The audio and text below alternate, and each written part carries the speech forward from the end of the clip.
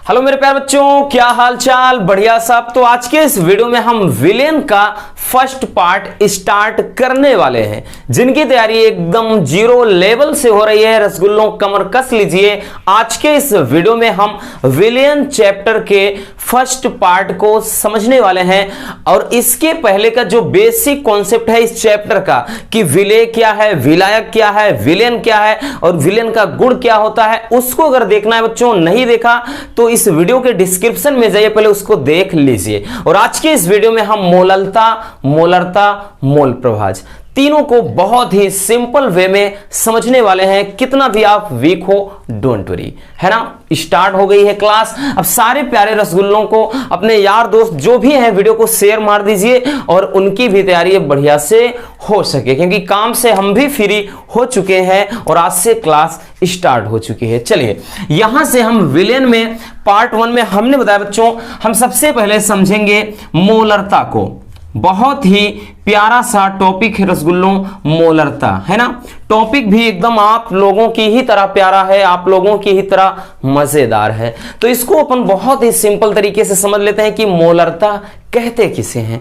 ध्यान से समझना, एक एक टॉपिक को अच्छे से समझते चलना और जो भी आपके पास है यानी कॉपी पेन लेकर के बैठो बच्चों और सारी चीजों को बोतल में उतारते चलो, ठीक। चलिए यहां पे हम मान लेते हैं बच्चों कोई विलेन है।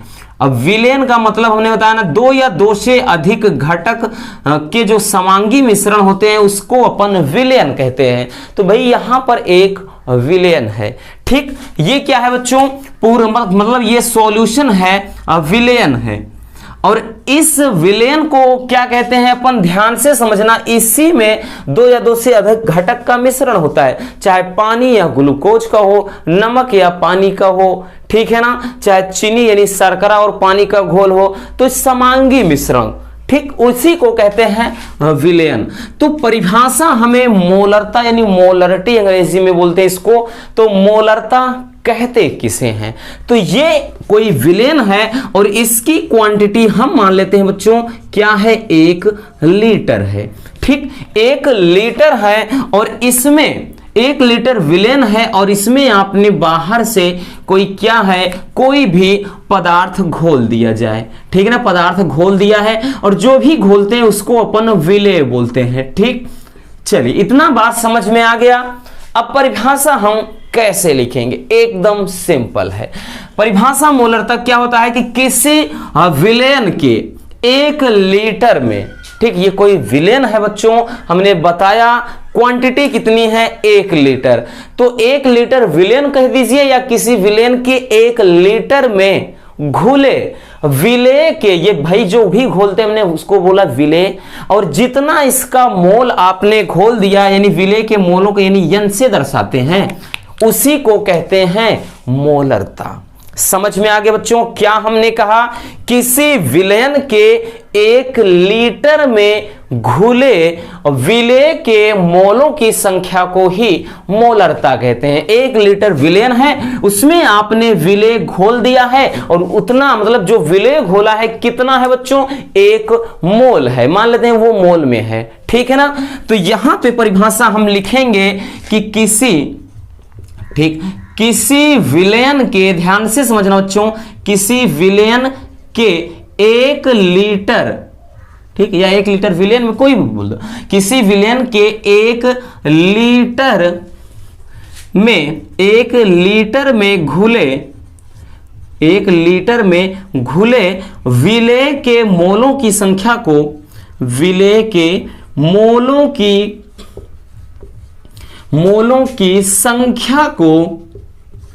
संख्या को विलेन की मोलरता कहते हैं।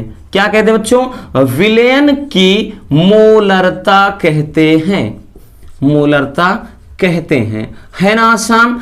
बहुत ज्यादा डिफिकल्ट नहीं है बच्चों। हमने बताया कोई विलेन है, 1 लीटर है और उसमें आपने किसी पदार्थ यानी जो भी घोलते हैं बच्चों उसको विलेय कहते हैं और जिसमें घोलते हैं उसको विलायक कहते हैं, ठीक। इतना याद रखना। तो किसी विलेयन के 1 लीटर में उपस्थित विलेय के मोलों की संख्या को ही हम क्या कहते हैं, मोलरता यानी मोलरिटी कहते हैं। ठीक, अब यहां से हम फार्मूला अगर लिखना चाहेंगे तो यहां पर बच्चों ये मोलरता बराबर क्या हो जाएगा, ध्यान से समझना, मोलरता बराबर, ठीक, विलेय के मोलों की संख्या, हिंदी में एक बार लिख देते हैं अपन, विलेय के मोलों की संख्या, मोलों की संख्या और बटे यहां से हो जाएगा विलयन का आयतन। और विलयन का जो वॉल्यूम होगा बच्चों, आयतन, वो किसमें, लीटर में होगा। ठीक, अब इसको जब ml में लिखते हैं तब जाकर के 1000 से गुणा कर देते हैं, क्योंकि 1 लीटर में 1000 ml उसको बदला जाता है। ठीक, तो इसको ऐसे भी लिखते हैं, या फिर इसको हमने बताया ना थोड़ा किस फॉर्म में, सिंबल के रूप में लिख लेते हैं, प्रतीक के रूप में। मोलरता बराबर कैसे लिखेंगे बच्चों, यहां से ध्यान से समझना, मोलरता को m से दर्शाया जाता है, तो विलेय के मोलों की संख्या को n से दर्शाते हैं, अपान विलयन का आयतन वॉल्यूम यानी v होता है, और यहां पर जब ml में लिख देते हैं बच्चों तब जाकर के 1000 का गुणा करा देते हैं, क्योंकि हमेशा आपका जो सवाल में वॉल्यूम दिया रहेगा, आयतन दिया रहेगा बच्चों, वो हमेशा ml में होगा, इतना आप ध्यान रखना। ठीक, बट एक चीज ध्यान देना बच्चों, जो n बराबर होता है वो मेरे प्यारे रसूलों इतना याद रखना, n बराबर होता है W/m, यानी मोलों की संख्या बराबर, ठीक, इधर लिख देते हैं अपन, मोलों की संख्या बराबर, मोलों की जब भी संख्या निकालते हैं बच्चों तो संख्या बराबर क्या होता है, भार, यानी जिसका मतलब जिस पदार्थ को निकाले विलेय के मोलों की संख्या, तो विलेय का भार बटे यहां पर आयतन, सॉरी अणुभार, विलेय का भार बटे विलेय का अणुभार, तो इतना ध्यान देना। ठीक, यानी मोलों की संख्या बराबर W/m, W क्या, विलेय का भार, m क्या है, उसका अणुभार है। ठीक, तो इसको आप जब पूरा तोड़ोगे, जो मेन फार्मूला निकल कर आएगा बच्चों, जो जिस पर आपका न्यूमेरिकल होगा, वो मोलरता यानी m बराबर क्या होता है, n के स्थान पे हमने W/m जब लिखोगे तो ये हो जाएगा W अपान यहाँ पे m नीचे हो जाएगा, गुणे ये v है, वॉल्यूम है बच्चों, ml में ही रहेगा, और उसके बाद 1000। ठीक, तो ये आपका मेन फार्मूला किसके बराबर, मोलरता, ठीक, मोलरता के बराबर हो जाता है। अब यहां से सिंबल को अपन लिखना चाहते हैं रसगुल्लों तो लिख सकते हैं। स्मॉल जो W है बच्चों वो क्या है, विलेय का भार है, ठीक है ना, क्या है, विलेय का भार है। अब उसके बाद जो स्मॉल m है बच्चों वो क्या है, विलेय का अणुभार, यानी जो चीज आपने घोला है उसका अणुभार, विलेय का अणुभार, अणुभार है। ठीक, अब उसके बाद जो ये है क्या कहते हैं, v है बच्चों, वो क्या है, v को अपन जानते ही हैं कि ये है विलयन का आयतन। ठीक, विलयन का आयतन, तो इतनी चीज याद रखना बच्चों, ये हो जाता है कंप्लीट मोलरता का फार्मूला, है ना। तो मोलरता में हमने क्या बताया, किसी विलयन के 1 लीटर में घुले विलेय के मोलों की संख्या को ही बच्चों कहते हैं विलयन की मोलरता, यानी मोलरता बराबर विलेय के मोलों की संख्या बटे विलयन का आयतन। जब इसको बच्चों यहां पर ml में लिखते हैं तो 1000 का गुणा कर देते हैं, और चूंकि n बराबर होता है W/m, यानी मोलों की संख्या बराबर होता है भार बटे अणुभार, तो इसलिए यहां पर हम रख देंगे W/m, v अपने स्थान पे है और गुणे का 1000, और सारे सिंबल का मतलब लिख दिया। और इसी पर आपका एक न्यूमेरिकल जरूर आता है बच्चों। ठीक, तो ये रहा मोलरता। तो चलिए जल्दी से इसको रसगुल्लों स्क्रीनशॉट कर लीजिए, उसके बाद हम देखते हैं मोलरता को।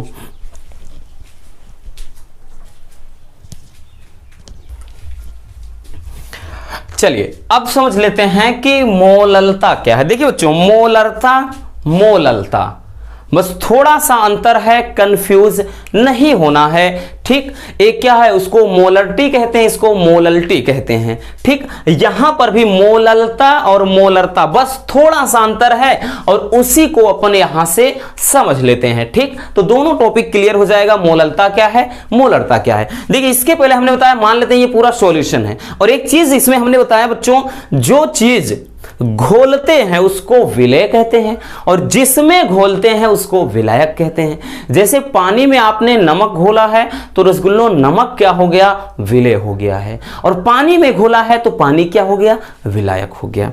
तो अब की बार क्या हो जाता है, मान लेते हैं यहां पर ये क्या है, विलायक है, ठीक है ना, विलायक यानी जल है, और इस विलायक की क्वांटिटी 1 kg है, ठीक। और इसमें आपने वही चीज फिर से किया है, और कोई क्या है, आपने कोई पदार्थ घोल दिया है बच्चों, और उस जो भी घोलते हैं उसको हम क्या कहते हैं, विलेय कहते हैं, है ना। यहां पर विलेय के जो मोल आपको घोलना है इसमें ध्यान देना। अब परिभाषा में भी देखिए हमने पूरा मिटाया नहीं है, क्योंकि बस थोड़ा सा अंतर है, थोड़ा सा ही अंतर है, और क्या अंतर है वही समझना है। उसमें हमने क्या बताया मोलरता में, कि किसी विलयन के 1 लीटर में उपस्थित, लेकिन यहां पर क्या होगा बच्चों, किसी विलायक, यहां पर क्या हो जाएगा, किसी विलायक के 1 kg। देखिए अंतर, देखिए उसमें 1 लीटर विलयन था, लेकिन इसमें विलायक का 1 kg है, ठीक है ना। वहां पर 1 लीटर, यहां पर 1 kg, वहां विलयन का आयतन, यहां पे विलायक का भार है, इतना समझना है। तो ये क्या है बच्चों, पूरा हमने बताया ना कि इसमें जो पानी भरा हुआ उसको अपन विलायक बोलते हैं, और उसमें जो चीज घोल रहे उसको विलेय कहते हैं।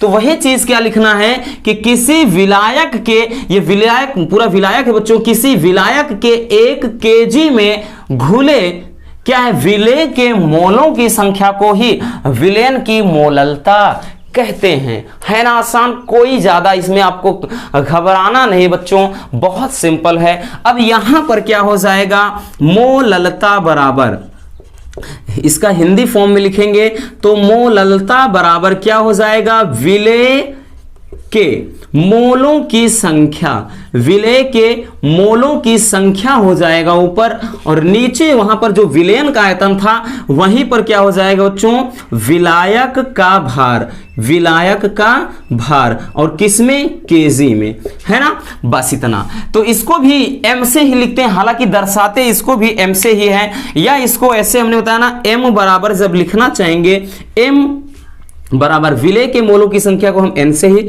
और विलायक का भार कैपिटल W हो जाएगा, और यहां पर जब केजी से अब इसको हम ग्राम में बदलेंगे, इसमें भी वही सीन 1000 का गुणा हो जाएगा। अब चूंकि बच्चों यहां पर क्या होता है, चूंकि n बराबर होता है W बाई m, इसलिए क्या हो जाएगा, फिर वही चीज n का वैल्यू जब पुट कर देंगे रसगुल्लों, तो आपका फार्मूला निकल कर आया m बराबर n के स्थान पे W बाई m हो जाएगा, और गुणे यहां पर कैपिटल W यानी विलायक का भार, और ये इस किस में रहेगा बच्चों, ग्राम में रहेगा, इतना ध्यान देना, ग्राम में रहेगा, और यहां पर 1000 का गुणा हो जाएगा। देखिए कोई विशेष परिवर्तन नहीं है, जहां पर W आ गया है वहीं पर उसमें V था, ठीक। यहां यानी जहां पर V था, वॉल्यूम था, आयतन था, वहीं पर हमने क्या, विलायक का भार रख दिया, कैपिटल W रख दिया गया। सेम प्रोसेस यहां पर भी है बच्चों, यानी जो ये स्मॉल W क्या है, उसके बाद स्मॉल m क्या है, कैपिटल W क्या है, बस इसमें भी वही चीज है भाई, स्मॉल जो W है वो क्या है बच्चों, विलेय का भार है ना, और ये क्या है, विलेय का अणुभार है, विलेय का अणुभार, ठीक। और उसके बाद क्या है बच्चों, यहां पर ध्यान से समझना, कैपिटल W क्या है, विलायक का भार, विलायक का भार, बस इतना सा अंतर है, इतना परिवर्तन है। परिभाषा क्या है कि किसी विलायक के 1 केजी में यानी 1 किलोग्राम में उपस्थित विलेय के मोलों की संख्या को हम क्या कहते हैं बच्चों, मोललता कहते हैं। मोललता बराबर विलेय के मोलों की संख्या अपन विलायक का भार केजी में जब लिखेंगे तो 1000 का गुणा नहीं कराएंगे, क्योंकि 1 किलोग्राम में 1000 ग्राम होता है, तो जब यहां पर इसको ग्राम में चेंज करेंगे तो 1000 लिखेंगे, क्योंकि वैल्यू हमेशा इसमें भी वही चीज रहेगा, जो विलायक का भार होगा वो ग्राम में रहेगा, 450 ग्राम, 200 ग्राम, 250 ग्राम ऐसे देगा, ठीक। या इसको लिखेंगे कि m बराबर स्मॉल w रहेगा, w by m capital W, और इस ये क्या रहेगा, ग्राम में ही रहेगा 1000। किसका मतलब क्या होता है, सारी चीजों को अपन लिख दिए हैं, ठीक। तो चलिए बच्चों इसको भी स्क्रीनशॉट कर लीजिए, उसके बाद हम समझ लेते हैं मोल अंश या मोल प्रभाज को।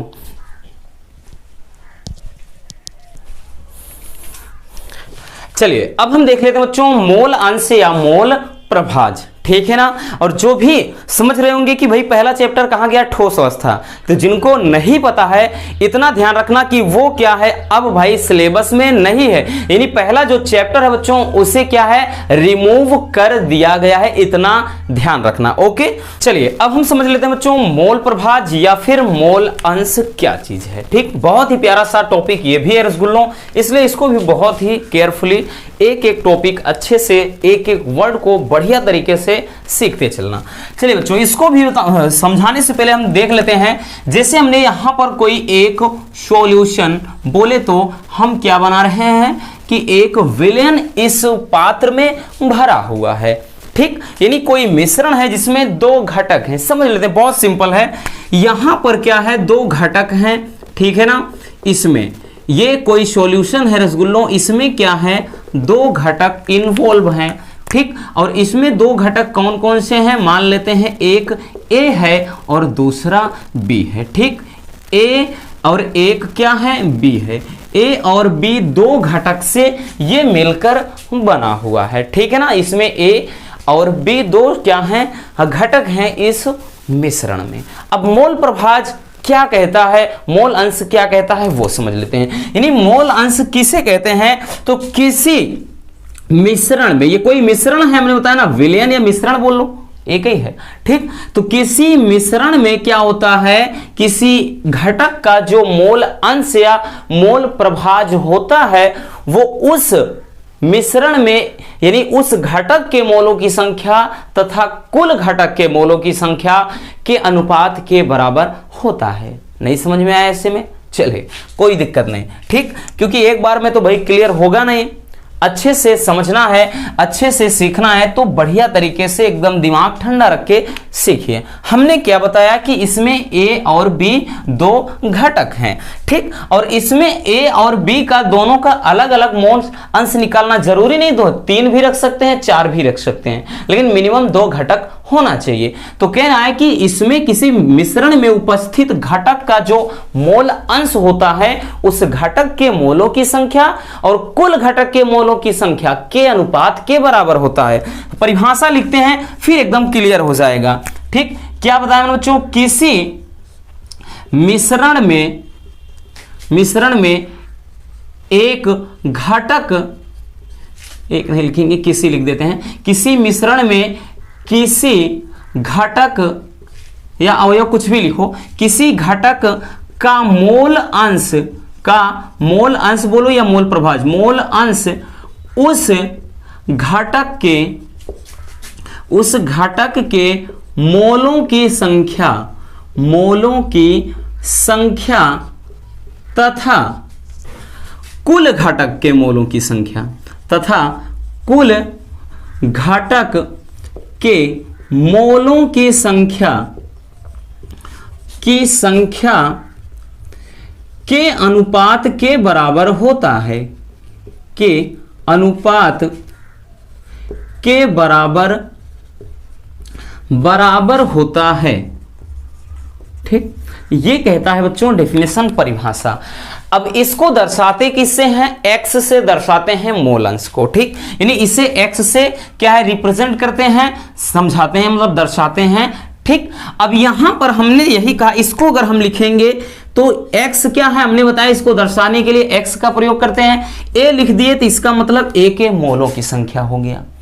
तो कह रहा है कि किसी एक घटक के जो मोलों की संख्या होती, मतलब मोल अंश होता है, उस घटक के यानी A के मोलों की संख्या, मतलब बच्चों Na लिखेंगे, तथा कुल घटक के मोलों की संख्या, कुल का मतलब क्या है Na प्लस Nb, कुल घटक के मोलों की संख्या के अनुपात के बराबर होता है। यही तो कह रहा है ना, यही तो कह रहा है बच्चों मोल अंश क्या बोल रहा है। यानी मोल अंश की परिभाषा क्या हो जाएगी कि किसी मिश्रण में किसी घटक का मोल अंश उस घटक के मोलों की संख्या तथा इस मिश्रण में उपस्थित कुल घटक के मोलों की संख्या के अनुपात के बराबर होता है। बटे का मतलब क्या होता है? अनुपात। तो यक्स ए का, जैसे यक्स ए का निकालना है तो ए के मोलों की संख्या ऊपर लिखेंगे और नीचे कुल घटक के मोलों की संख्या, इतना समझना है। इसी तरह बच्चों अगर हम यहां पे एक्स बी निकालेंगे तो हम क्या लिखेंगे? बी के घटक के मोलों की संख्या और नीचे क्या है? कुल, ठीक, कुल घटक के मोलों की संख्या। तो इतना समझ में आ गया ना कि जिस चीज का मोल अंश या मोल प्रभाज निकालना हो बच्चों, उस घटक के मोलों की संख्या को अपन ऊपर रखेंगे और नीचे कुल घटक के मोलों की संख्या होगी। ठीक, इतना ध्यान रखना। जहां पे यक्स, देखिए अब सब सैंपल भी लिख देते हैं ना, कोई दिक्कत नहीं, एकदम आप वीक भी होंगे रसगुल्लों, डोंट वरी, एक एक चीजों को अपन बढ़िया तरीके से पोस्टमार्टम करते चलेंगे। एक्स क्या है? तो यहां पर ए का मोल अंश, मोल अंश बोलिए रसगुल्लों या मोल प्रभाज, एक ही चीज है, कोई दिक्कत नहीं। और एक्स बी क्या है? तो भाई वो जब एक्स ए क्या है? ए का मोल अंश है, तो एक्स बी क्या हो जाएगा? यानी बी का मोल अंश या बी का मोल प्रभाज, ठीक है ना, बी का मोल अंश। ठीक, अब उसके बाद यहां पर हम देख लेंगे एन ए क्या है। एन ए क्या है? तो ए के मोलों की संख्या, ए के मोलों की संख्या, मोलों की संख्या हो गया बच्चों, ठीक है ना। और उसके बाद यहां पर जो एन बी है वो क्या है? भाई यहां पे एन बी है तो यानी बी के मोलों की संख्या, बी के मोलों की संख्या, यानी यहां से ए और बी हमने दर्शाया, वहां पर क्या देगा भाई? एथिल अल्कोहल और मेथिल अल्कोहल दे देगा। एथिल अल्कोहल जल दे देगा, एथिल अल्कोहल, या फिर उसके बाद बोल देगा भाई शर्करा है, या फिर उसमें क्या है? जल है, तो कई घटक मिला देगा, इतना ध्यान देना। ठीक, तो यहां पर ये समझ गए ना। और यही एन ए एन बी ये क्या है? कुल घटक के मोलों की संख्या का योग होता है ना। तो इतना ध्यान में रखना बच्चों, ठीक, कि जो किसी मिश्रण, ठीक है ना, किसी मिश्रण में लिखना है भाई, मैं तो लिखा ही नहीं, हाँ, किसी मिश्रण में, किसी मिश्रण में किसी घटक का जो मोल अंश होता है, ये कोई भाई कोई मिश्रण है और इस मिश्रण में हमने बताया दो घटक हैं, तो यहां पर एक घटक, तो किसी मिश्रण में क्या होता है? किसी घटक का जो मोल अंश होता है यानी मोल प्रभाज होता है, उस घटक के मोलों की संख्या तथा कुल घटक के मोलों की संख्या के अनुपात के बराबर होता है।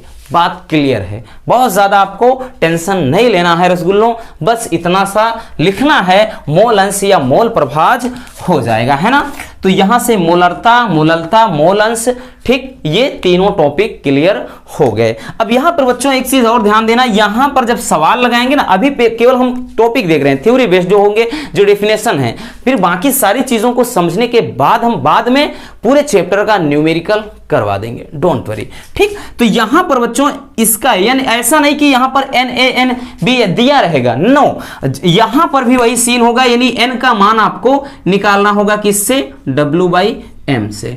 ठीक, लेकिन मेन फार्मूला आपका यही है भाई, ए का अलग निकाल लेंगे मोल का, बी का अलग ही मोलों की संख्या निकाल लेंगे, भाई अलग अलग दिया रहेगा तो अलग अलग निकाल भी लेंगे, ठीक है ना। ये तो केवल परिभाषा है, जब न्यूमेरिकल देखेंगे तो इसको हम बहुत अच्छी तरह से समझेंगे, डोंट वरी, एकदम मस्त तरीके से पढ़ते रहिए, ज्यादा टेंशन नहीं लेना रसगुल्लों, फिर से बोल रहे हैं, क्योंकि 2024 में बोर्ड एग्जाम फरवरी में होगा, बोर्ड ने पहले ही बता दिया है। अगर आपने नहीं देखा, चलिए हम उसको दिखा देंगे कि कब बोर्ड ने कहा, इसलिए अभी से कमर कस को तैयार हो जाइए, बिल्कुल वेट मत करिए कि शादी विवाह में हम नागिन डांस करेंगे और उसके बाद मजे करेंगे, भाई वो तो चलता रहेगा रसगुल्लों, लेकिन आपको तैयारी करना है तो भाई क्या है, अभी से एकदम लग जाना है, अभी से एकदम बढ़िया से पढ़ाई करना है, तभी जाकर के आपका 90+ स्कोर होगा, 90% लाएंगे।